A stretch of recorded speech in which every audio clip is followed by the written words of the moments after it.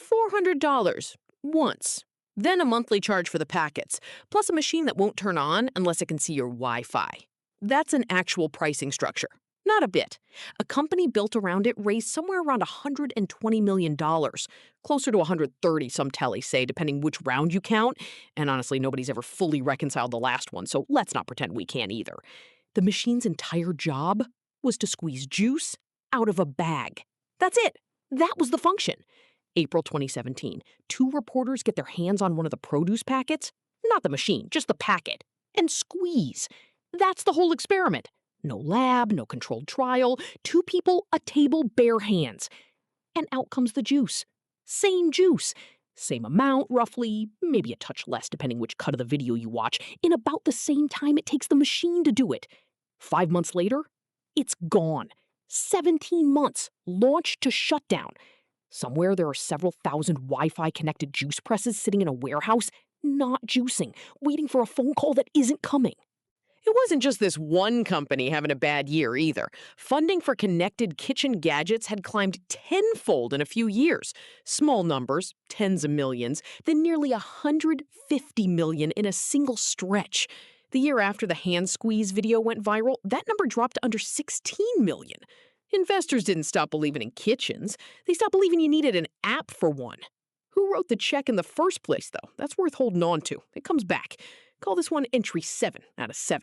Small countdown. We're not doing 10 today. 3 of them didn't earn their spot, so they're gone. And the remaining 7 get more room to actually land. Entry 6. The espresso machine.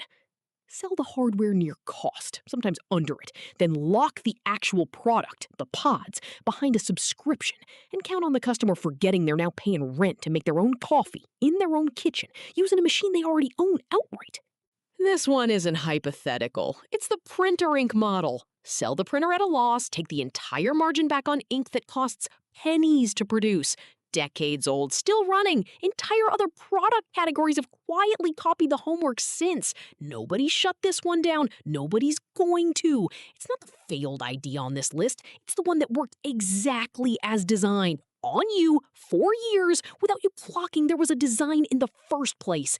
Everything else on this list is a story about somebody losing money, on purpose or by accident. This is the one entry where nobody loses. The company gets paid every month, forever, on a machine you already own. You get coffee. The only thing missing from the transaction is the part where you agreed to it being a subscription in the first place, rather than a purchase. That's the whole trick. Never phrased as a trick out loud.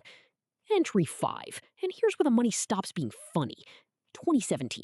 A subscription movie ticket company drops its price to $9.95 a month. Unlimited films, one a day, at a moment when the average movie ticket in America cost about $9.11. Do the math. Or don't. I'll do it. A subscriber breaks even on the first trip of the month. Every visit after that is a loss. Not a discount. A loss, paid in full retail to a theater that has no reason whatsoever to care about the app's unit economics. 150,000 people signed up in the first day. Within a year, 3 million. The company kept paying full ticket price for every single redemption because that was the actual deal on offer. A business that needed its own customers to use the product less than they wanted to. By summer 2018, the burn hit $21 million in 1 month. Total losses by the end? Whenever the end technically was. There's a few candidate dates depending on which filing you trust. North of $1.5 billion.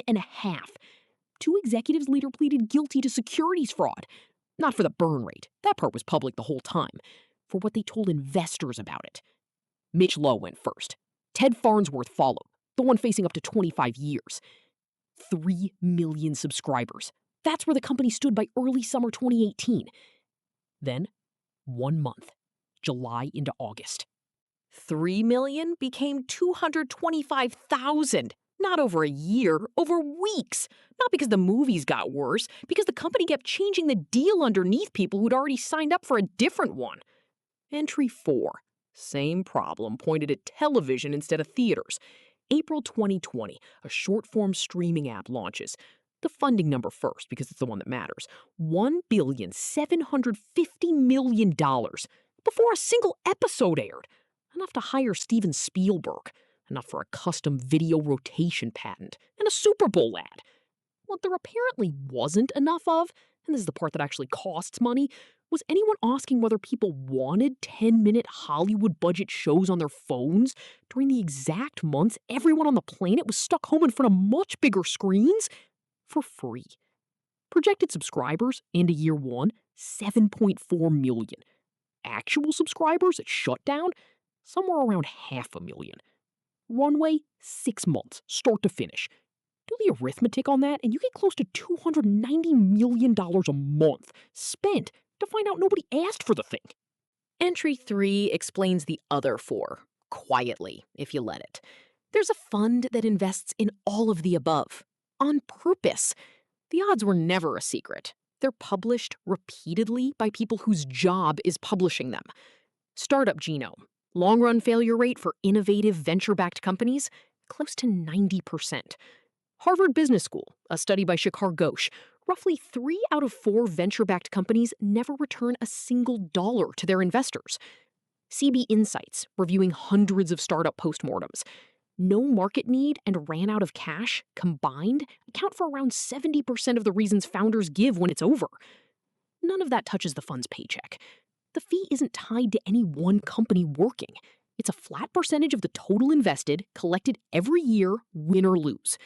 A 90% failure rate isn't a flaw in the plan. It's the plan. Entry 2. The office space company that convinced everyone, Adam Newman included, maybe most of all, that it was a technology company. Raised money like one, lost money like it very much was not. January 2019, one investor values it at $47 billion. 8 months later, the paperwork to go public. The filing shows a loss of $1.9 billion against $1.8 billion in revenue. Lost more than it made. In the year it was supposedly growing into greatness. The public offering never happened. $47 billion collapsed to somewhere around $8 billion in about 6 weeks, which is a number worth sitting with. 6 weeks! The founder walked away with an exit package reportedly worth more than $1.5 billion. The company did eventually go public years later at a fraction of that first number, then filed for bankruptcy after that. One more number. SoftBank, Masayoshi Son's fund, the one whose check set the $47 billion price everyone else priced against, filed an earnings release with its cumulative loss on this single company. $14,400 million. One company. Could be higher now. Probably is. Entry 1, and it isn't really an idea at all. It's the thing that makes every entry before this one possible in the first place. A financial environment where the cost of being wrong, spectacularly, publicly, 9 figures wrong, mostly lands on somebody else. An investor. A pension fund 3 steps removed, invested in the fund that's invested in the fund that bought the stock. Sometimes, quietly, and this is the part nobody puts in the shareholder letter, the ordinary buyer who got in on the way up because it looked like everyone else already knew something they didn't. For an ordinary business, roughly 1 in 5 close within the first year. About half within 5. That's the coffee shop, the landscaping company. Failure with no headline attached, no documentary, nobody pleading guilty to anything. Just a sign in the window one Monday and a landlord looking for a new tenant. For the businesses that get to raise $100 million before anyone checks whether the product actually works, the failure rate doesn't go down, it goes up. Which should be backwards. Capital's supposed to make things more disciplined, not less. That's the pitch anyway. More scrutiny, more oversight, smarter money asking harder questions before it leaves the account.